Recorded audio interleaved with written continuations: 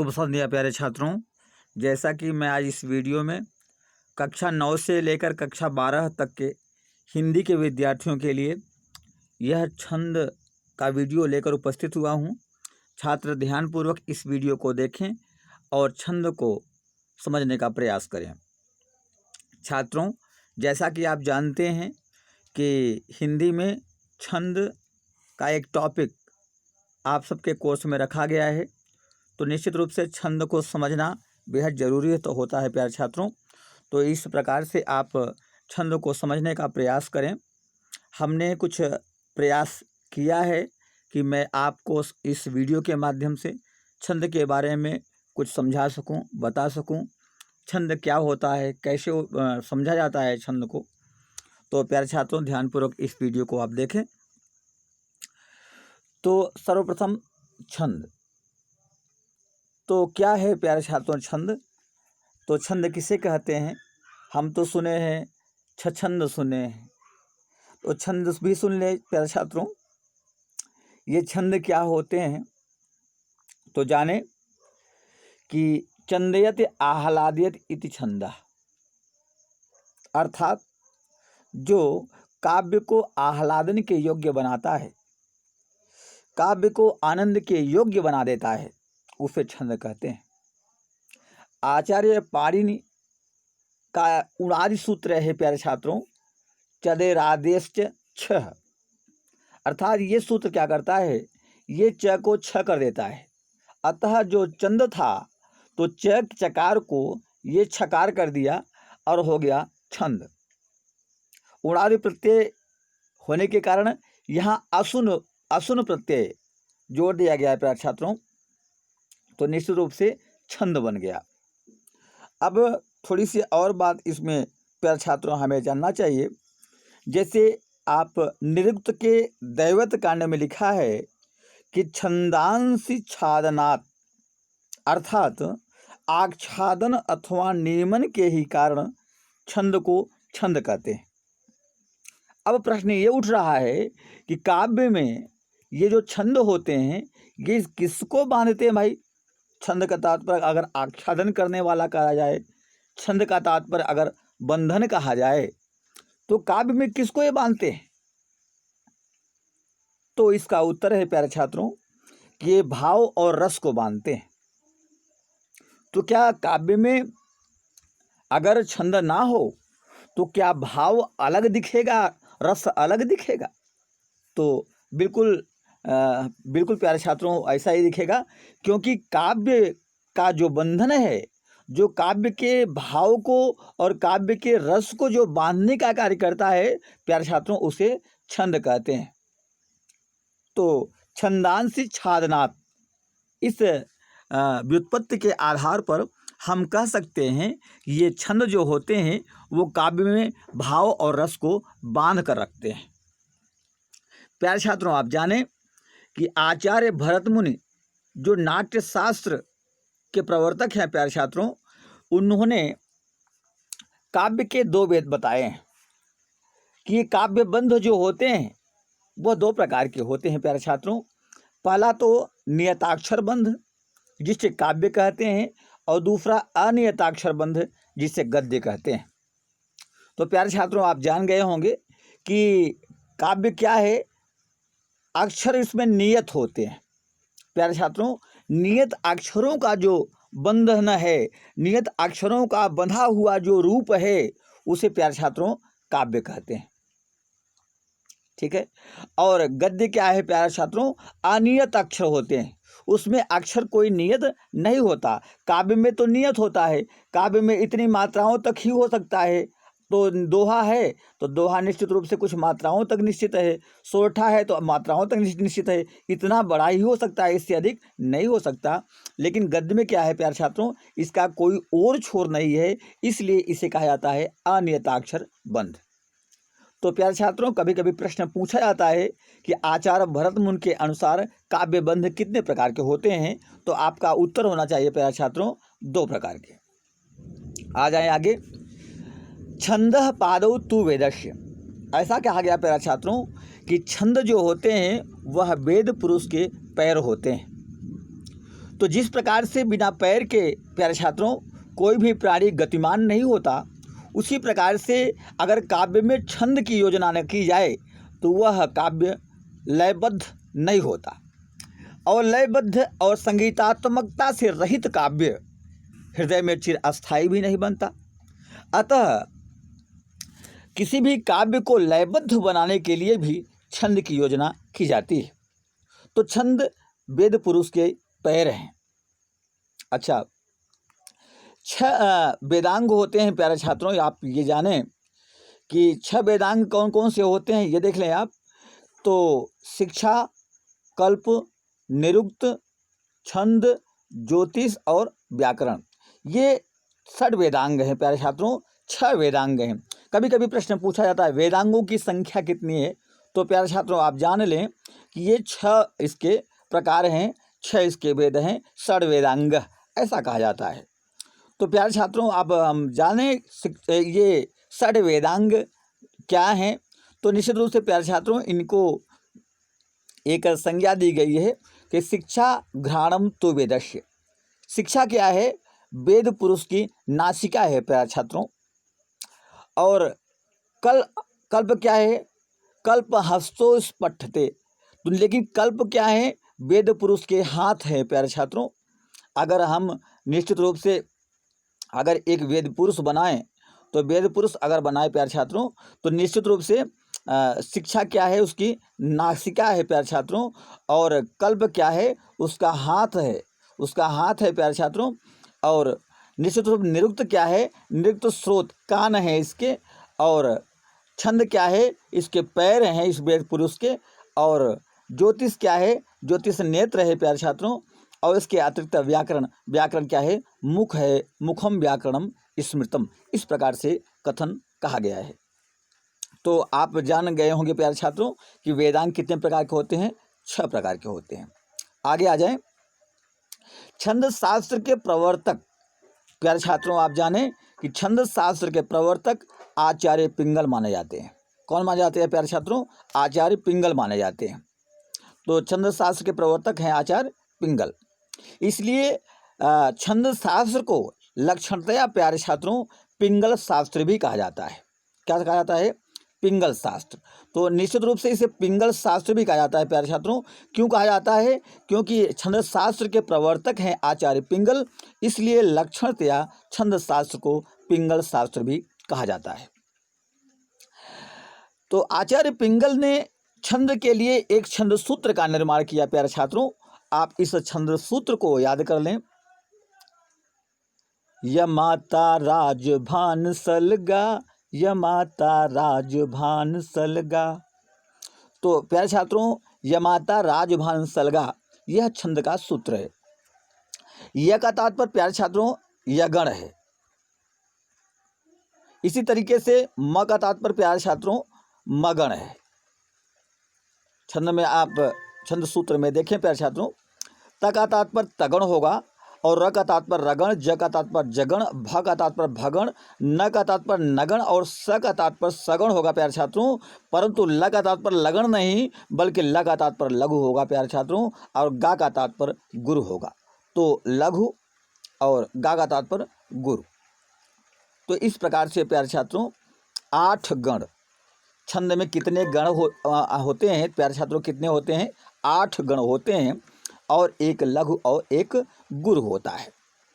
अब प्यारे छात्रों आपको जानना चाहिए कि ठीक है हमने जान लिया, तो यगण जो होता है वह यगण की मात्रा क्या है? तो यगण की मात्रा क्या है प्यारे छात्रों? अगर कोई आपसे पूछ ले तो आप इस सूत्र में देख रहे हैं य मा ता। तो य में देख रहे हैं ये लघु है प्यारे छात्रों, क्योंकि इसमें अ है। तो य के लिए लघु, लघु के लिए क्या है प्यारे छात्रों? एक ऊपर डंडा खींच देंगे, ठीक है ना, खड़ी पाई खींच देंगे। तो उसके बाद माँ में देख रहे हैं ना आ है, माँ में आ है, तो आ है तो दीर्घ है प्यारे छात्रों। तो दीर्घ के लिए आप दीर्घ का चिन्ह लगाएंगे गुरु का। इसी तरीके से ता में भी प्यारे छात्रों देखें आप गुरु है, इसलिए गुरु का चिन्ह लगा देंगे। तो यगण का चिन्ह हो गया प्यारे छात्रों लघु गुरु गुरु, या इसे आई और एस से चिन्हित करते हैं प्यारे छात्रों। ISS। तो लघु गुरु गुरु। इसी प्रकार से आ जाएं मगण। तो मगण में आप देख रहे हैं प्यारे छात्रों कि माँ है, माँ गुरु होता है, ता है, ता गुरु है, और इसी तरीके से रा भी गुरु है। तो मगण की मात्राएं क्या हो गई प्यारे छात्रों? 3 गुरु। इसी तरीके से अगर तगण को हम निकालें प्यारे छात्रों तो ताराज क्या बनेगा? ताराज। तो ताराज का मतलब गुरु गुरु लघु। इसी तरीके से प्यारे छात्रों अगर रगण कहें तो राजभा। जहाँ से कहें जिसको बताना हो वहीं से आप इसको पढ़ लें। तीन अक्षरों का एक गण होता है प्यारे छात्रों, इसलिए 3 को आप पढ़ा करें। अगर र कह रहा है, रगण कह रहा है तो राजभा पढ़ें। तो राजभा में आप देख रहे हैं राजभा, रा में गुरु है, ज में लघु है, अब भा में गुरु है। तो गुरु लघु गुरु ये हो गया रगण का। इसी तरीके से प्यारे छात्रों जगण का भी आप पढ़ेंगे जब, तो इसको पढ़ेंगे जभान। जभान में आप लघु देख रहे हैं, भा में गुरु देख रहे हैं और न में लघु देख रहे हैं। तो ये जभान जगण का हो गया लघु गुरु लघु। इसी तरीके से प्यारे छात्रों भगण का तो भानस पढ़ेंगे। तो भानस में आप देख रहे हैं गुरु है, लघु है, लघु है। तो 1 गुरु और 2 लघु, यानी गुरु लघु लघु। तो इस तरीके से मात्राएं किसकी हो जाएंगी प्यारे छात्रों? भगड़ की। नगड़ की तो पढ़ेंगे नसल। नसल में प्यारे छात्रों देख रहे हैं नसल यानी सब में लघु है तो 3 लघु, 3 लघु होगा तो होगा नगण। इसी प्रकार से अगर सगण को कहें प्यारे छात्रों 8वां गण, तो सगण में पढ़ेंगे सलगा। तो सलगा का तात्पर्य स में आप लघु देख रहे हैं और ल में भी लघु देख रहे हैं और गा में गुरु देख रहे हैं। तो लघु लघु गुरु ये मात्राएं होंगी किसकी प्यारे छात्रों? सगण की। और ल से तात्पर्य प्यारे छात्रों लघु है। तो निश्चित रूप से लघु की मात्रा क्या है प्यारे छात्रों? केवल 1 खड़ी पाई। लघु की मात्रा 1 खड़ी पाई है। और इस पर अंतिम में लिखा है गा। गा का तात्पर्य है प्यारे छात्रों गुरु। ये गुरु क्या है प्यारे छात्रों? तो इसको हम यस से चिन्हित करते हैं और इसकी 2 मात्रा होती है। तो आ जाए प्यारे छात्रों और आगे जाने कि ये अक्षर एक गण कितने अक्षरों का होता है प्यारे छात्रों? तो जान लें कि 3 अक्षरों का एक गण होता है। प्रायः 3 अक्षरों का एक गुण होता है। हमने यहाँ प्रायः इसलिए कहा प्यारे छात्रों कि जो मात्रिक छंद होते हैं, मात्रिक छंद में जैसे आर्या छंद है, तो इस आर्या आदि छंद में निश्चित रूप से प्यारे छात्रों जो गणों की गणना की जाती है उसमें 4 अक्षर होते हैं। कितने प्यारे छात्रों? 4, यानी 4 मात्राओं का एक गण होता है, इसलिए हमने प्रायः कहा। और इसके अतिरिक्त प्यारे छात्रों जो वर्णिक छंद होते हैं निश्चित रूप से इसमें 3 अक्षरों का एक गण होता है। क्यों होता है 3 अक्षरों का एक गण प्यारे छात्रों? क्योंकि स्वर भी 3 प्रकार के होते हैं। लघु यानी कि ह्रस्व, गुरु या दीर्घ, और प्यारे छात्रों प्लुत। कौन सा पढ़ते हैं? प्लुत। तो आप एक भी जानते होंगे प्यारे छात्रों कि लघु के लिए 1 मात्रा होती है, गुरु के लिए 2 मात्रा होती है। और आप जानते हैं जो प्लुत वर्ण होता है उसके लिए भी गुरु ही उसको माना जाता है, उसके लिए भी गुरु का ही चिन्ह अंकित किया जाता है प्यारे छात्रों। या तो गुरु प्लुत होता है तो उसके सामने उसमें 3 लिख दिया जाता है, यानी 3 मात्राओं का ये होता है। इस प्रकार से तो आ जाए प्यारे छात्रों इस श्लोक को पढ़ें। तो 1 मात्रा भवे ह्रस्वम, यानी ह्रस्व जो वर्ण होगा वह 1 मात्रा का होगा प्यारे छात्रों। द्विमात्रा दीर्घ मुच्यते, और जो दीर्घ वर्ण होगा वह 2 मात्राओं का होगा प्यारे छात्रों। त्रिमात्रस्तु प्लुतो ज्ञेयो, और जो प्लुत वर्ण होगा वह 3 मात्राओं का माना जाएगा। और व्यंजनम 4 मात्रिकम, और व्यंजन आधी मात्रा का होगा। तो प्यारे छात्रों मैं लिखता हूँ, जैसे लिख दिया हमने, कोई भी शब्द लिखा हमने, मान लीजिए कि प्यारे छात्रों जैसे आप कोई भी वर्ण लिखें तो हम बताते हैं ये पूर्ण व्यंजन है। तो ये पूर्ण व्यंजन आधी मात्रा का हो गया प्यारे छात्रों, 1/2 मात्रा। और ये पूरा जब क होगा अ, तो ये 1 मात्रा का। इसी प्रकार से आ होगा प्यारे छात्रों, अगर का होगा तो का में गुरु 2 मात्रा का। और यही का प्यारे छात्रों अगर मान लीजिए प्लुत वर्ण है तो इसके सामने 3 लिखा जाएगा, तो ये 3 मात्राओं का। ठीक है, तो इस बात को आप विशेष रूप से ध्यान दें। आगे आ जाएं प्यारे छात्रों। सानुस्वारस्य दीर्घस्य, यानी जो अनुस्वार वाला वर्ण होगा, जैसे मान लीजिए कंगन लिखा है, क्या लिखा है प्यारे छात्रों? कंगन। तो कंगन में देख रहे हैं आप अनुस्वार लगा है, तो अनुस्वार जो होगा वह गुरु होगा प्यारे छात्रों, यानी 2 मात्राओं का होगा, गुरु होगा। और दीर्घस्य, जो दीर्घ वर्ण होंगे, जैसे का, आ, बड़ी ई, बड़ा ऊ, बड़ी री, तो इस प्रकार से जो दीर्घ वर्ण होंगे प्यारे छात्रों, वह 2 मात्राओं के होंगे, तो वो भी गुरु होगा। और विसर्गो च गुरु भवेत्, और कोई अगर विसर्ग है तो प्यारे छात्रों वह भी गुरु माना जाएगा, और उसकी भी गुरु की मात्रा लगेगी, यश का चिन्ह लगेगा, उसमें भी 2 मात्राएं होंगी। फिर उसके बाद आ जाएं वर्ण संयोगात पूर्वस्य, 2 संयोगी वर्ण के पहला जो वर्ण होगा वह गुरु वर्ण होगा प्यारे छात्रों, ये आप जानें। कैसे? जैसे मान लीजिए प्यारे छात्रों लिखा है नम्रता, क्या लिखा है प्यारे छात्रों?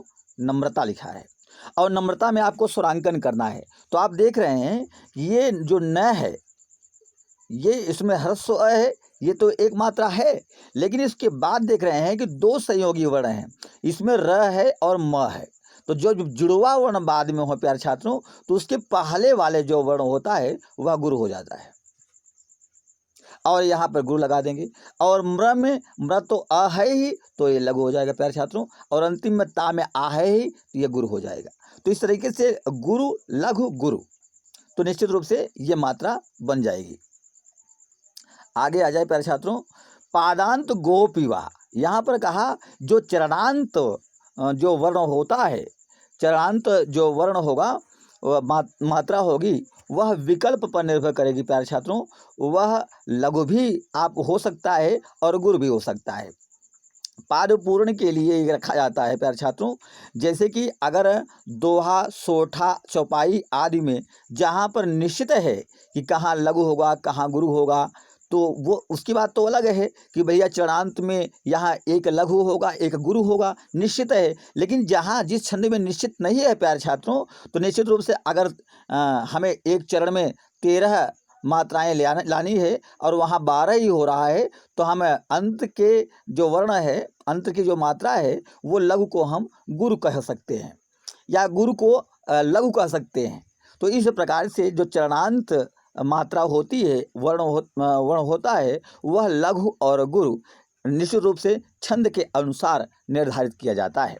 और जिन छंदों में प्रायः यह पहले से ही निर्धारित है कि चरणांत में इस प्रकार से लघु वर्ण या गुरु वर्ण होगा, तो निश्चित रूप से उनमें यह नियम लागू नहीं होता। प्यारे छात्रों, आप जाने छंद के 2 प्रकार होते हैं। छंद के 2 प्रकार होते हैं, पहला वैदिक छंद और दूसरा मात्रिक छंद। प्यारे छात्रों, इस मात्रिक छंद को जाति छंद भी कहते हैं, और इस वैदिक छंद को वृत्त छंद कहते हैं। यह मात्रिक छंद जो जाति छंद होता है प्यारे छात्रों, इसकी अगर हम बात की चर्चा करें, तो काव्य में जब मात्राओं की गणना के आधार पर छंद का निर्धारण हो, तो निश्चित रूप से वहाँ मात्रिक छंद होता है।